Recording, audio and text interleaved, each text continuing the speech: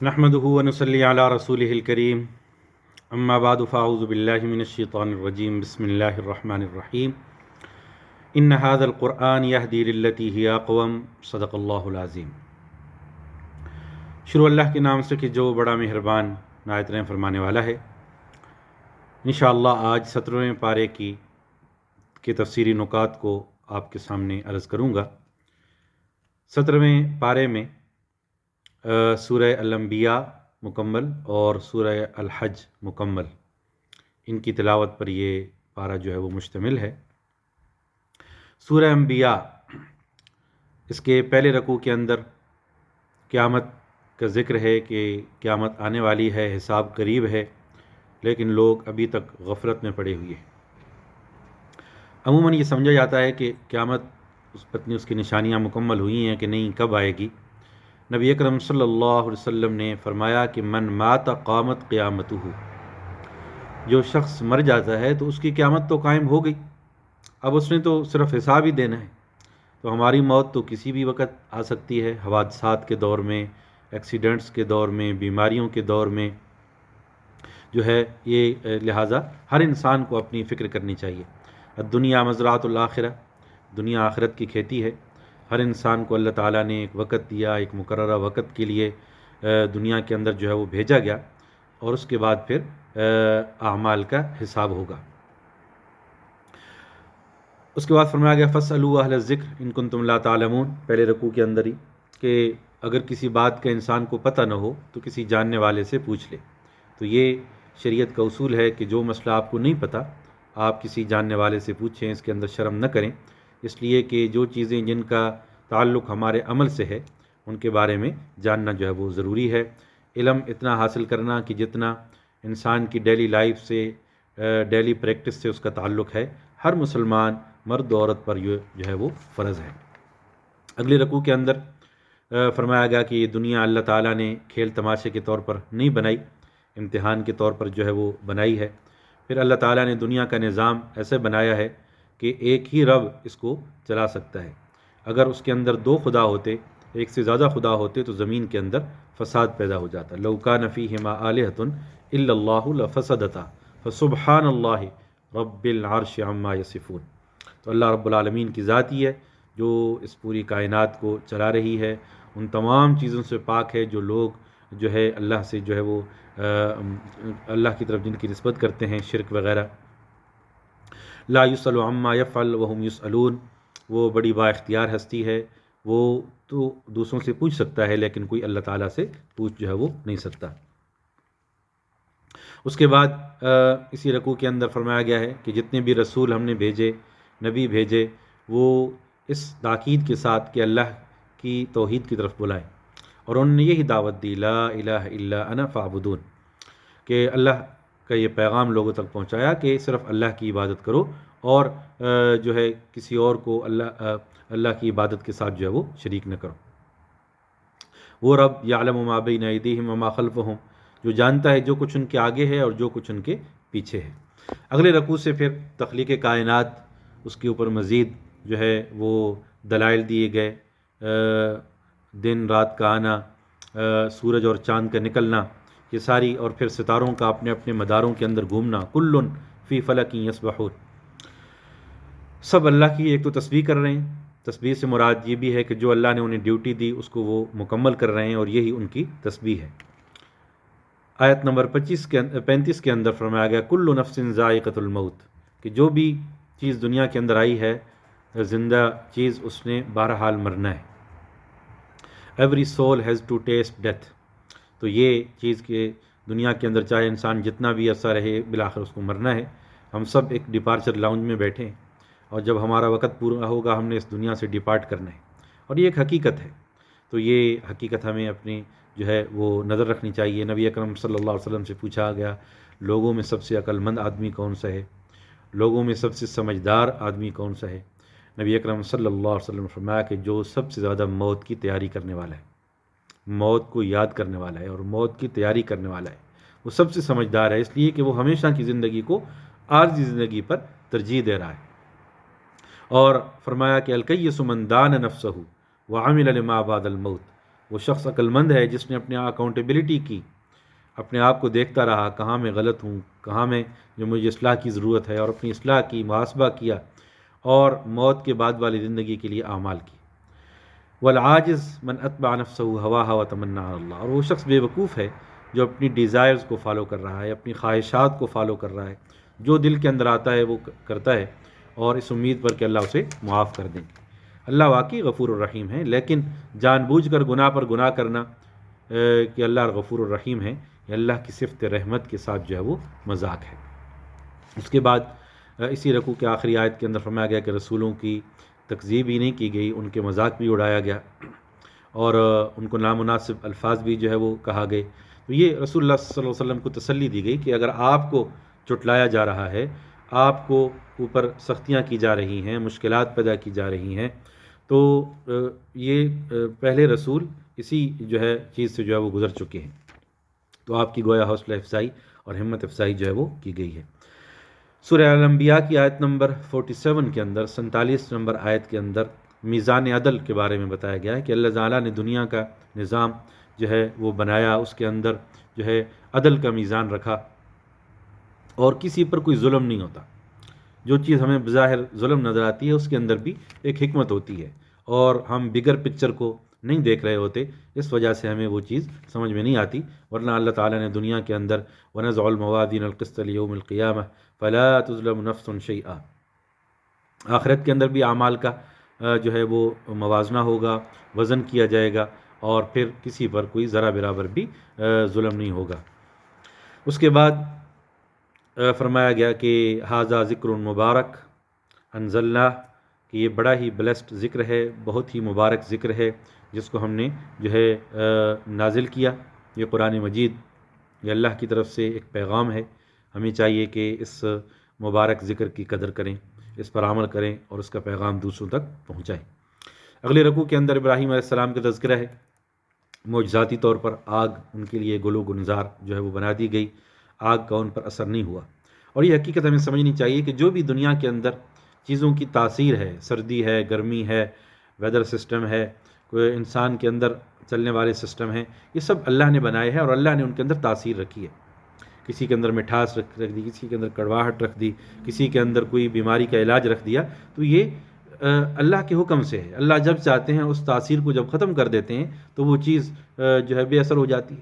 یہی زبان جب اس میں ٹیسٹ بڈز ہوتے ہیں، ہمیں پتہ چلتا ہے یہ ٹھنڈا ہے، یہ گرم ہے، یہ میٹھا ہے، یہ کڑوا ہے، اور ہمیں جو ہے ذائقے کی حس محسوس ہوتی ہے۔ لیکن ابھی ہم نے اس پینڈیمک میں دیکھا کہ جب بیماری آتی ہے، آدمی کو کووڈ ہوتا ہے، تو یہ جو ہے وہ چکھنے کی صلاحیت ختم ہو گئی۔ اللہ نے وہ تاثیر ختم کر دی، وہی زبان، وہی ٹیسٹ بڈز، لیکن اب وہ کام نہیں کر رہے۔ تو یہ چیز ہے کہ جو چیز بھی اللہ نے بنائی ہے اس کا خالق بھی اللہ ہے، اور اس کو چلا بھی اللہ رہا ہے۔ ابراہیم علیہ السلام کی سیرت کے اندر کہ جس طرح ہمارے لیے بڑا پیغام ہے کہ کس طرح اللہ کی توحید پر وہ فرم رہے، ثابت قدمی انہوں نے جو ہے وہ دکھائی، اور پھر آگ کے اندر بھی کودنا پڑا تو جو ہے اللہ کے دین کے لیے قربانی دے دی۔ اور پھر کہتے ہیں کہ جب وہ آگ، ویسے تو اللہ نے ٹھنڈی کر دی تھی، لیکن جب وہ آگ بھڑک رہی تھی تو ایک چڑیا چونچ میں پانی لا کر اس کو بجھانے کی کوشش کر رہی تھی، تو کسی نے کہا کہ تم اتنی چھوٹی سی جان، تمہارے اس ایک قطرے سے کیا ہوگا؟ تو ایک بڑی خوبصورت حکایت ہے کہ وہ چڑیا جواب دیتی ہے کہ دیکھو، یہ نہیں ہے کہ یہ میری ذمہ داری نہیں ہے کہ میں اس آگ کو بجھاؤں، یہ میری طاقت سے بڑھ کر ہے، لیکن میرا کام ہے کہ کنٹریبیوشن کرنا، کہ میں نے قیامت والے دن یہ کہہ سکوں کہ میں ان لوگوں میں سے تھی کہ جو آگ کو بجھا رہے تھے، نہ کہ وہ لوگ کہ جو آگ کو لگا رہے تھے۔ تو میرا شمار تاکہ اچھے لوگوں میں ہو، حق والوں کے اندر ہو۔ تو یہ چیز ہے کہ ہماری نیت ٹھیک ہونی چاہیے، پھر ہماری جتنی صلاحیت ہے، طاقت ہے، اس کے مطابق ہم دین کی خدمت کریں۔ اللہ تعالیٰ نے یہ ذمہ داری نہیں لگائی کہ آپ نے لازماً جو ہے وہ دین کو قائم کرنا ہے، دین کو نافذ کرنا ہے۔ ہمارا کام جد و جہد کرنا ہے، اللہ کی دین کے لیے دعوت دیں، تبلیغ کریں، لوگوں کو دین کی طرف مائل کریں، چاہے ایک آدمی بھی مسلمان نہ ہو، لیکن ہماری کوششیں جو ہے وہ رائے گانی جائیں گی۔ اسی طرح جو ہے قرآن مجید کے اندر جو ہے وہ نوح علیہ السلام کا ذکر ہے، کتنا عرصہ جو ہے وہ اللہ کی دین کی طرف دعوت دی، بہت کم لوگ مسلمان ہوئے۔ اس کا مطلب یہ نہیں کہ وہ ناکام ہو گئے۔ تو یہ القلوب بین اصبع الرحمن یصرفها کیف یشاء، دل تو اللہ کے ہاتھ کے اندر آتے، جب اللہ چاہتے ہیں دلوں کو پھیرتے ہیں۔ ہمارا کام دلوں کو پھیرنا نہیں ہے، ہمارا کام دلوں میں نوک کرنا ہے، دروازے پر دستک دینا ہے۔ آگے کوئی قبول کرتا ہے نہیں کرتا، یہ اللہ کے اوپر ہے کہ کس کو ہدایت دیتا ہے اور کس کو نہیں دیتا، ہمارا کام ہے کوشش کرنا۔ اس کے بعد لوط علیہ السلام کا ذکر ہے، نوح علیہ السلام کا جو ہے وہ ذکر ہے، داؤد علیہ السلام اور سلیمان علیہ السلام کا ذکر ہے۔ اللہ نے ان کو جو ہے وہ حکمت عطا کر دی تھی، سلیمان علیہ السلام کو فیصلے کی صلاحیت جو ہے وہ دی تھی، اور اسی کا ذکر ان آیات کے اندر بھی ہے۔ کہتے ہیں کہ ایک چراگاہ تھی، کھیت تھا، وہاں پر کسی کی بکریاں اس چراگاہ کو چر گئیں، جس سے اس چراگاہ والے کا جو ہے وہ کھیت والے کا نقصان ہو گیا۔ تو مقدمہ داؤد علیہ السلام کے پاس آیا، تو انہوں نے کہا کہ ہاں بھئی قیمت، جو نقصان ہوا ہے اس کی قیمت لگاؤ، اور اس قیمت کی جتنی بکریاں بنتی ہیں اس کو دے دی جائے۔ اب کیا تھا کہ اگر وہ قیمت کے مطابق بکریاں دی جاتی تو جس کی بکریاں تھیں وہ چرواہا بیچارہ کنگال ہو جاتا، ساری بکریاں اس چراگاہ کے اور کھیت کے مالک کے پاس چلی جاتی۔ تو سلیمان علیہ السلام نے کہا کہ ہم یہ فیصلہ ذرا دوسرے طریقے سے بھی کر سکتے ہیں، وہ یہ کہ یہ جو بکریاں ہیں یہ کھیتی والے کو دے دی جائیں، وہ ان سے فائدہ اٹھائے، ان کا دودھ، ان کا اون جو ہے وہ استعمال کرے، اور جو بکریوں کا مالک ہے وہ کھیت کی حفاظت کرے، جو ہے پانی لگائے، یہاں تک کہ یہ کھیت اپنی پہلی حالت پر آ جائے، اور جب یہ کھیت اپنی پہلی حالت پر آ جائے تو یہ بکریاں اس کے مالک کو لوٹا دی جائیں، اس میں نقصان کسی کا نہیں ہوگا، کھیت والے کے بھی نقصان کا ازالہ ہو جائے گا، اور بکریاں والا بھی بے روزگار نہیں ہوگا، اور بالکل جو ہے تو یہ ایک حکمت والا فیصلہ تھا۔ اس کے اندر ہمارے لیے بھی پیغام ہے کہ جب بھی ہم کوئی فیصلہ کرنے لگیں، کوئی ڈیسیجن لینے لگیں، تو ہمیں ہمیشہ مثبت انداز میں فیصلہ کرنا چاہیے۔ کسی بھی مسئلے کو حل کرنے کے دو طریقے ہوتے ہیں، ایک کہ اس کو منفی طریقے سے حل کیا جائے، اور ایک یہ کہ اس کو مثبت طریقے سے حل کیا جائے۔ تو ہمیں چاہیے کہ ہم اپنے فیصلوں کے اندر پازیٹیوٹی اس کو جو ہے وہ رکھیں، خیر کا پہلو تاکہ غالب ہو، اور تاکہ سانپ بھی مر جائے اور لاٹھی بھی جو ہے وہ بچ جائے۔ اس اصول کی بنیاد پر ہمیں اپنے فیصلے جو ہے وہ کرنے چاہیے۔ اور اس کے بعد ایوب علیہ السلام کا ذکر ہے کہ جو واقعی ایک صبر کی ایک اعلیٰ ترین مثال قرآن کے اندر ہمیں ملتا ہے، کہ اللہ کے نبی تھے اور کتنی ان پر مشکلات آئیں۔ عموماً یہ سمجھا جاتا ہے کہ صرف بیماری آئی تھی، بیماری تو ایک آزمائش تھی، باقی اللہ نے انہیں اولاد دی تھی، وہ ایک ایک کر کے فوت ہو گئے۔ اللہ نے انہیں بڑے بڑے محلات اور گھر دیے تھے، وہ تباہ ہو گئے سیلاب کے نتیجے کے اندر۔ اللہ تعالیٰ نے انہیں بڑے بڑے باغات دیے تھے، آندھیاں آئیں، طوفان آئے، ٹورنیڈوز آئے، اور جو ہے اور وہ جو ہے وہ تباہ ہو گئے۔ تو ہر چیز ون بائی ون پہلے ملی اور پھر ہاتھ سے چلی گئی۔ تو یہ اس کے اندر ایک اور بڑی آزمائش ہوتی ہے۔ ایک آدمی کی اولاد نہیں ہے، اس کو شاید اتنا دکھ نہ ہو، لیکن جس کی اولاد ہو اور پھر وہ فوت ہو جائے تو یہ بہت بڑا دکھ ہوتا ہے۔ تو یہی اس طرح کی آزمائشیں جو ہے ایوب علیہ السلام پر آئیں، حالانکہ اللہ کے نبی تھے۔ تو اس کا یہ مطلب نہیں کہ دنیا کے اندر اگر کوئی مشکلات کے اندر ہے، پریشانیوں کے اندر ہے، تو اس کا یہ مطلب یہ نہیں کہ اللہ اس سے ناراض ہے۔ حدیث مبارکہ کے اندر آتا ہے کہ اللہ تعالیٰ بندے کے ایمان کے مطابق اس کی آزمائش کرتے ہیں، اور جتنا وہ زیادہ ایمان اس کے اندر ہوتا ہے اسی کے مطابق بڑی آزمائش بھی اس کے اوپر جو ہے وہ آ سکتی ہے۔ تو یہ ایوب علیہ السلام انہوں نے صبر کا دامن نہیں چھوڑا، جس ہستی نے شفا دینی تھی اسی سے بار بار دعا کرتے رہے، دعا کی رب انی مسنی الضر وانت ارحم الراحمین، اے میرے رب مجھے تکلیف پہنچی ہے، میں درد کے اندر ہوں، پریشانی کے اندر ہوں، مصیبت کے اندر ہوں، اور تو ہی تکلیف کو دور کر سکتا ہے۔ فاستجبنا له فکشفنا ما به من ضر وآتیناه اہلہ ومثلهم معهم رحمتا من عندنا وذکری للعابدین۔ اللہ نے ان کی پکار کو سنا، ان کی دعا کو سنا، ان کو صحت جو ہے وہ عطا فرمائی۔ حدیث مبارک کے اندر آتا ہے کہ ان کو حکم ہوا کہ زمین پر اپنا پاؤں مارو، اس سے پانی نکلے گا، اس پانی کو خود بھی استعمال کرو، پیو بھی، اور اس کو اپنی جسم پر ملو، تمہاری یہ تکلیف جو ہے وہ دور ہو جائے گی۔ تو پانی ایک اللہ تعالیٰ کی بہت بڑی نعمت ہے، اللہ نے اس کے اندر شفا رکھی۔ یعنی بعض دفعہ بڑی بڑی دوائیوں سے آرام نہیں آتا، جو پانی کے ایک گھونٹ سے اللہ تعالیٰ جو ہے وہ عطا فرما دیتے ہیں۔ اسی طرح جو ہے وہ یونس علیہ السلام کا ذکر ہے، ان کی دعا لا الہ الا انت سبحانک انی کنت من الظالمین، جب انہوں نے یہ دعا مچھلی کے پیٹ کے اندر کی، فاستجبنا له ونجیناہ من الغم وکذالک ننجی المؤمنین، اللہ تعالیٰ نے اس دعا کے نتیجے کے اندر ان کو اس مشکل سے، ڈسٹریس سے، پریشانی سے جو ہے وہ نکالا۔ زکریا علیہ السلام کی دعا جو انہوں نے اولاد کے لیے کی، رب لا تذرنی فردا وانت خیر الوارثین۔ جو لوگ اولاد سے محروم ہیں اگر اس دعا کو پڑھیں انشاءاللہ اللہ تعالیٰ ان کو نیک اولاد عطا فرمائیں گے۔ یہ انبیاء علیہ السلام کی دعائیں ہیں، ان کے اندر بڑے اثرات ہیں، برکات ہیں۔ ان دعاؤں کو یاد کرنا چاہیے اور ان کو اپنے لیے جو ہے وہ استعمال جو ہے وہ اللہ کے حضور ان دعاؤں کے ذریعے اپنی التجائیں جو ہے وہ کرنی چاہیے۔ تو اللہ تعالیٰ نے ان کی دعا کو بھی سنا اور ان کو بھی اولاد عطا کی، یحییٰ عطا کیا۔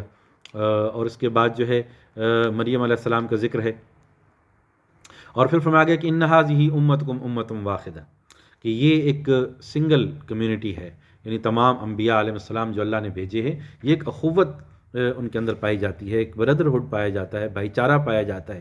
حدیث کے اندر آتا ہے کہ تمام انبیاء وہ آپس میں بھائی بھائی ہیں۔ وہ ان کی والدائیں تو مختلف تھیں لیکن جو ہے ان کا دین ایک تھا، ان کا میسج ایک تھا، تو اس لحاظ سے وہ بھائی بھائی تھے۔ اس طرح آخر میں نبی اکرم صلی اللہ علیہ وسلم کا ذکر ہے، وما ارسلناک الا رحمۃ للعالمین، کہ اللہ تعالیٰ نے آپ کو رحمۃ للعالمین جو ہے وہ بنا کر بھیجا، پوری انسانیت کے لیے رحمت بنا کر۔ اس کے بعد آخری آیات کے اندر ہے یعلم جہر من القول، کہ چاہے ہم اونچی آواز میں بات کریں، یعلم الجہر من القول ویعلم ما تکتمون، چاہے چھپا کر بات کریں، whether you conceal whether you reveal it is known to Allah سبحانہ وتعالی۔ ہماری ہر حرکت، ہماری ہر بات، ہماری ہر سوچ اللہ کی نالج کے اندر ہے، تو ہمیں جو ہے وہ اپنے قول و فعل پر جو ہے وہ نظر رکھنی چاہیے، اللہ کی اطاعت کی جو ہے وہ کوشش جو ہے وہ کرنی چاہیے۔ وربنا الرحمن المستعان علی ما تصفون، ہمیشہ اللہ تعالیٰ سے مدد، جو بھی لوگ الزام لگائیں، تہمت لگائیں، جو بھی چیز لگائیں، اللہ سے مدد انسان جو ہے وہ کرے، حاصل کرے، اللہ تعالیٰ سے دعا کرے۔ اگلی سورۃ سورۃ الحج ہے، جس کے اندر قیامت کی کیفیت کو بیان کیا گیا، قیامت کو ایک زلزلہ، ارتھ کوئک کے ساتھ تشبیہ دی گئی۔ ان زلزلۃ الساعۃ شیء عظیم، دنیا کے اندر چھوٹے چھوٹے زلزلے آتے ہیں، یہ ایک پیغام ہوتا ہے کہ ایک دن ایک بڑا زلزلہ بھی آئے گا، پوری زمین ہل جائے گی، اپ سائڈ ڈاؤن ہو جائے گی، اور یہ قیامت کے ناموں میں سے ایک نام بھی ہے۔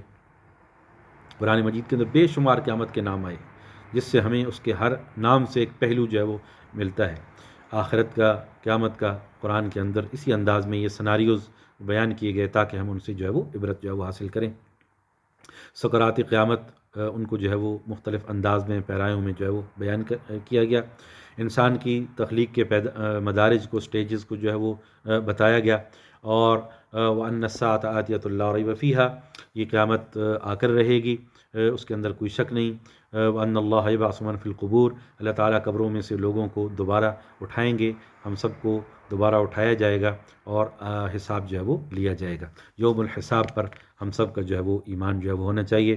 جو لوگ اللہ کے علاوہ دوسروں کو پکارتے ہیں وہ نہ نقصان دے سکتے ہیں، نہ فائدہ دے سکتے ہیں، تو غیر اللہ سے کوئی امید رکھنا اور کوئی ان کی عبادت کرنا یہ اللہ کے ساتھ شرک ہے۔ ہمیشہ جب بھی دعا مانگی جائے، منت مانگی جائے، کوئی چیز مانگی جائے تو اللہ تعالیٰ سے مانگی جائے، دینے والی ذات اللہ تعالیٰ کی ذات ہے۔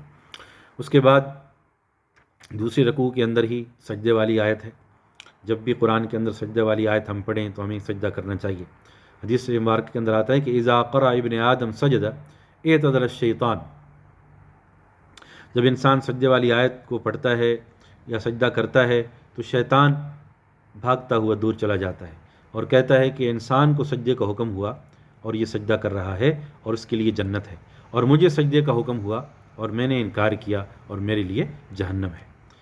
یہ سجدہ بہت بڑی چیز ہے۔ نبی اکرم صلی اللہ علیہ وسلم جب سجدہ دیتے تھے تو کہتے تھے سجد وجہی للذی خلق، میں اس ذات کے لیے سجدہ دے رہا ہوں جس نے اس کو بنایا۔ وہ شاعر نے بھی خوب کہا ہے نا کہ وہ ایک سجدہ جسے تو گراں سمجھتا ہے، ہزار سجدوں سے دیتا ہے آدمی کو نجات۔ اس کے بعد وہ چیزیں جو ہے وہ ہمیں حلال ہیں، ان کے بارے میں اللہ کی نعمتیں ہیں، ان کا جو ہے وہ ذکر ہے، زیورات کا ذکر ہے، ریشم کا ذکر ہے۔ اس کے اندر ہمیں یہ چیز رکھنی چاہیے کہ یہ جنت کا ذکر ہے کہ وہاں پہ تو اس کی اجازت ہوگی، لیکن دنیا میں کچھ چیزیں جو ہے وہ مردوں کے لیے حرام کی گئیں اگرچہ وہ عورتوں کے لیے حلال ہیں۔ نبی اکرم صلی اللہ علیہ وسلم نے ایک دفعہ سونا اور ریشم دونوں ہاتھوں کے اندر اٹھا کر فرمایا کہ لا تلبس الحریر والدیباج فإنه من لبسه فی الدنیا لم یلبسه فی الآخرہ، کہ ریشم اور سونا یہ ان کو جو دنیا میں پہنے گا آخرت کے اندر اس کا کوئی حصہ نہیں ہوگا۔ فرمایا کہ یہ دو چیزیں میری امت کے مردوں پر حرام ہیں اور میری امت کی عورتوں پر حلال ہیں، یعنی زیور، سونے کا زیور اور جو ہے وہ ریشم۔ اس کے بعد اگلے رکوع کے اندر حج کا ذکر ہے، واذن فی الناس بالحج، لوگوں میں حج کا جو ہے وہ اعلان کر دو۔ اذن، اذان اعلان کو کہتے ہیں، اور حج کا حکم ہے، تاکید ہے کہ جب فرض ہو تو انسان کو پہلی فرصت کے اندر جو ہے وہ کرنا چاہیے۔ شاعر اللہ کا ذکر ہے، مناسک حج کا اس رکوع کے اندر جو ہے وہ ذکر ہے، قربانی کا ذکر ہے، لن ینال اللہ لحومها ولا دماؤها ولکن ینالہ التقوی منکم، اللہ تعالیٰ کو قربانیوں کا خون اور گوشت نہیں پہنچتا بلکہ تمہارا تقوی پہنچتا ہے، تمہاری نیت پہنچتی ہے، تمہارا اخلاص پہنچتا ہے۔ اس کے بعد جو ہے وہ فرمایا گیا کہ جو اللہ کے خاص بندے ہیں، جب انہیں کوئی اقتدار ملتا ہے، جب انہیں کوئی جو ہے اتھارٹی ملتی ہے تو وہ اللہ کے دین کے مطابق فیصلے کرتے ہیں۔ اور نبی اکرم صلی اللہ علیہ وسلم کو تسلی دی گئی کہ اگر آپ کو جھٹلایا گیا ہے تو آپ پریشان نہ ہوں، آپ سے پہلے رسولوں کو بھی جھٹلایا گیا۔ وَإِن يُكَذِّبُوكَ فَقَدْ كَذَّبَتْ قَبْلَهُمْ قَوْمُ نُوحٍ وَعَادٌ وَثَمُودُ وَقَوْمُ إِبْرَاهِيمَ وَقَوْمُ لُوطٍ وَأَصْحَابُ مَدْيَنَ وَكُذِّبَ مُوسَىٰ، کتنی انبیاء کا مثالیں دی گئیں کہ ان سب کو جھٹلایا گیا، ان کی قوموں نے جھٹلایا۔ اس کا مطلب یہ نہیں کہ وہ حق پر نہیں تھے۔ تو حضور اکرم صلی اللہ علیہ وسلم کو تسلی دی گئی اور کہا کہ یہ اندھے ہیں، یہ لوگ جو انکار کر رہے ہیں، جو ہے آپ کے مقابلے میں جو ہے روڑے اٹکا رہے ہیں آپ کی دعوت کے مقابلے میں، فَإِنَّهَا لَا تَعْمَى الْأَبْصَارُ وَلَكِنْ تَعْمَى الْقُلُوبُ، یہ اندھے ہیں لیکن ان کی آنکھیں اندھی نہیں ہیں، آنکھوں سے یہ دیکھ سکتے ہیں لیکن ان کے دل اندھے ہیں، دل جو ہے وہ بصیرت سے جو ہے وہ محروم ہے، بصارت تو ہے لیکن یہ بصیرت سے جو ہے وہ محروم ہے۔ نبی اکرم صلی اللہ علیہ وسلم کے بارے میں فرمایا گیا، کہہ دیجئے یا ایھا الناس انما انا لکم نذیر مبین، کہ میں نذیر بھی ہوں اور واضح طور پر ڈرانے والا ہوں۔ دوسرے مقام پہ فرمایا گیا کہ انی رسول اللہ علیکم جمیعا، میں تم سب کی طرف اللہ کی طرف سے رسول بنا کر بھیجا گیا ہوں۔ وَإِسْتُ إِلَى الْأَسْوَدِ وَالْأَحْمَرِ، I have been sent to every black and white، تو قیامت تک کے لیے انسانوں، چاہے وہ کالا ہے، گورا ہے، اور جہاں جس علاقے میں بھی رہتا ہے، تو اس کے لیے نبی حضور اکرم صلی اللہ علیہ وسلم ہیں اور آپ کی نبوت قیامت تک کے لیے ہے۔ ہجرت کی اہمیت کو بیان کیا گیا کہ مہاجرین ان کا کیا اجر ہوگا۔ حدیث کے اندر آتا ہے الہجرت تہدم ما کان قبلہ والحج یہدم ما کان قبلہ، ہجرت اپنے ماقبل گناہوں کو معاف کر دیتی ہے اور حج بھی اپنے ماقبل گناہوں کو معاف کر دیتا ہے۔ اس کے بعد اللہ کی نشانیوں کا ذکر ہے، اللہ نے آسمان سے پانی اتارا، الم تر ان اللہ انزل من السماء ماء، یہ جو پانی کا سسٹم ہے کہ سمندر سے بخارات اٹھتے ہیں، پھر بادل بنتے ہیں، پھر ہوا انہیں جو ہے وہ دوسرے علاقوں میں لے کر جاتی ہے، پھر وہاں پر برستے ہیں، اس کے اندر بہت بڑی نشانی ہے کہ اللہ نے یہ سسٹم کیسا بنایا۔ ہمیں سروائیو کرنے کے لیے پانی کی ضرورت تھی، وجعلنا من الماء کل شیء حی، سورۃ الانبیاء کے اندر ہم نے پڑھا نا کہ اللہ تعالیٰ نے پانی سے ہر چیز کو بنایا، پانی زندگی ہے، لائف ہے، ہر چیز کو پانی کی ضرورت ہے، اس کے بغیر ہم سروائیو نہیں کر سکتے، اور اللہ نے اس کے لیے کیسا انتظام بنایا۔ ہمیں پانی کی ضرورت تھی، سمندر کا پانی کڑوا تھا، اللہ نے اس کو میٹھا بنانے کا کیسا ایواپوریشن سسٹم کے ذریعے وہ پانی میٹھا ہوتا ہے یا بارش کی صورت کے اوپر ہوتا ہے۔ پھر کچھ جو ہے وہ پہاڑوں کے اوپر وہ جو ہے وہ برف کی صورت میں، سنو کی صورت میں گرتا ہے، اور وہاں پر بڑے بڑے تودے بنتے ہیں، گلیشیئرز بنتے ہیں، اور پھر سمر میں وہ پگھلتے ہیں اور پھر دریاؤں میں پانی آتا ہے۔ وہ کولڈ سٹوریج بھی بنا دیے تاکہ پانی کی کمی نہ ہو۔ تو کس طرح آکسیجن زمین کے اوپر رکھ دی، ہر چیز بالکل ٹیلر میڈ بنا کر تاکہ ہم سروائیو کریں، اور سسٹم جسم کے اندر بھی ایک بھی سسٹم ناکام ہو جائے، اتنی زیادہ لاکھوں وینز، چھوٹی چھوٹی جو ہے وہ رگیں جن کے ذریعے پورا جسم کے اندر جو ہے وہ نظام ہے، بہت سارے سسٹم کام کر رہے ہیں، تو دماغ کو آکسیجن مل رہی ہے، تو بہت ساری چیزیں جو اللہ نے بنائی ہیں، ایک سسٹم بھی فیل ہوتا ہے تو انسان فیل ہو جاتا ہے، ڈسیبل ہو جاتا ہے۔ تو یہ ہر چیز کے اندر اللہ کی جو ہے وہ نشانیاں ہیں۔ وَهُوَ الَّذِي أَحْيَاكُمْ ثُمَّ يُمِيتُكُمْ ثُمَّ يُحْيِيكُمْ، وہی ذات ہے جس نے تمہیں زندہ کیا، زندگی دی، تم کچھ بھی نہیں تھے، اللہ نے تمہیں بنایا، پھر تمہیں اللہ موت بھی دے گا ایک مقررہ وقت تک، جتنے بھی بڑے جو ہے تم بنے پھرتے رہو، جتنا بھی لمبی عمر تم زندگی گزارو، بالآخر مرنا ہے۔ جتنا بھی سمجھو کہ دنیا میرے بغیر نہیں چل سکتی، اتنا ہی اللہ تعالیٰ بتا دیتے ہیں کہ دیکھو قبرستان کے اندر جا کر دیکھ لو، کتنی لوگ وہاں پہ پڑے ہیں جو یہ کہتے تھے کہ دنیا ان کے بغیر نہیں چل سکتی، وہ تو دنیا سے چلے گئے لیکن دنیا پھر بھی چل رہی ہے۔ اللہ نے تمہیں زندگی دی، پھر تمہیں موت دے گا، پھر تمہیں دوبارہ زندہ کرے گا۔ تو موت کے بعد زندگی پر بھی ہمارا ایمان ہے، اور پھر ہمیں اعمال کے بارے میں بتایا جائے گا۔ اللہ یحکم بینکم یوم القیامہ فیما کنتم فیہ تختلفون، اللہ تعالیٰ ان کے درمیان فیصلہ کریں گے کہ جس کے اندر وہ اختلاف کرتے تھے۔ الم تعلم، کیا تم جانتے نہیں، ان اللہ یعلم ما فی السماء والارض، کہ اللہ تعالیٰ کے پاس آسمان و زمین کا علم ہے، اس کے کیمرے ہر جگہ موجود ہیں، اس کی سرویلنس ہر جگہ جو ہے وہ موجود ہے، وہ سینوں کے بھیدوں کو بھی جانتا ہے۔ یعلم ما فی الصدور، یعلم ما تخفی الصدور، جو بھی تم سینوں میں چھپاتے ہو اور چاہے ظاہر کرو، whether you reveal or conceal, it is known to Allah سبحانہ و تعالی۔ اور جو ہے وَإِذَا تُتْلَى عَلَيْهِمْ آيَاتُنَا بَيِّنَاتٍ، جب ان پر ہماری آیات کو پڑھا جاتا ہے تو کیا ہے، وہ انکار کرتے ہیں، انجانے بن جاتے ہیں۔ تو یہ چیز روش جو ہے وہ اللہ کے ہاں ناقابل قبول ہے۔ اللہ نے حق بھیجا ہے دنیا کے اندر، قرآن کی صورت کے اندر ہدایت بھیجی ہے، اس پر ایمان لانا اور عمل کرنا ہماری نجات کے لیے ضروری ہے۔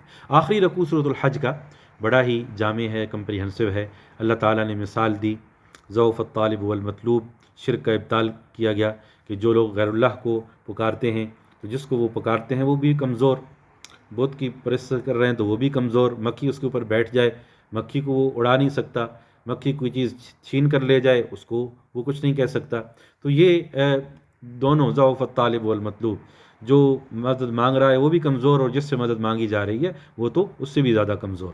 ہمیشہ قادر ذات اللہ کی ذات ہے، ان اللہ علی کل شیء قدیر۔ بدقسمتی سے انسانوں میں سے لوگ وہ اس کی قدر نہیں کرتے، ما قدر اللہ حق قدری، انہوں نے اللہ کی ایسے قدر نہیں کی جیسا قدر کرنے کا حق ہے۔ حالانکہ ان اللہ لقوی عزیز، اللہ تعالیٰ سب سے طاقتور ہستی ہے اور زبردست ہستی ہے، زبردست ذات ہے۔ اور پھر اللہ تعالیٰ نے فرشتوں میں سے جو ہے چنا، اور لوگوں میں سے بھی اللہ تعالیٰ نے پیغمبر جو ہے وہ بنائے۔ اللہ تعالیٰ سب کچھ سننے والا، دیکھنے والا ہے۔ یعلم ما بین ایدیہم وما خلفہم، اللہ جانتے ہیں جو کچھ آگے ہے ان کے پیچھے ہے۔ وإلی اللہ ترجع الامور، اور تمام معاملات اللہ تعالیٰ کی طرف لوٹائے جائیں گے۔ پھر اگلی آیت بڑی اہم ہے، یہ وہ آیت ہے جس کو امام شافعی نے سجدہ قرار دیا ہے، سجدے والی آیت قرار دیا ہے۔ ان کے مطابق اس آیت کے پڑھنے سے سجدہ اسی طرح واجب ہو جاتا ہے، جس طرح سجدہ اسی طرح کرنا ضروری ہے جس طرح باقی سجدہ تلاوت ضروری ہے۔ قرآن مجید کے اندر احناف کے نزدیک 14 سجدے اور امام شافعی کے نزدیک 15 سجدے ہیں۔ تو یہ آیت یا ایھا الذین آمنوا ارکعوا واسجدوا واعبدوا ربکم وافعلوا الخیر لعلکم تفلحون، امام شافعی کے نزدیک یہ جو ہے وہ اس آیت کے اندر سجدہ ہے، اور جب بھی ہم اس کو پڑھیں تو ہمیں سجدہ کرنا چاہیے۔ اس کی تائید ایک حدیث سے بھی ہوتی ہے جس کے اندر نبی اکرم صلی اللہ علیہ وسلم نے سورۃ الحج کی تعریف فرمائی کہ یہ وہ صورت ہے کہ جس کے اندر 2 سجدے ہیں۔ تو یہ قرآن کی واحد صورت ہے، اگر اس سجدے کو بھی سجدہ جو ہے اس رائے پر عمل کیا جائے تو 2 سجدے جو ہے وہ بنتے ہیں، اور یہ قرآن کی واحد صورت ہے جس کے اندر 2 سجدے جو ہے وہ آئے ہیں۔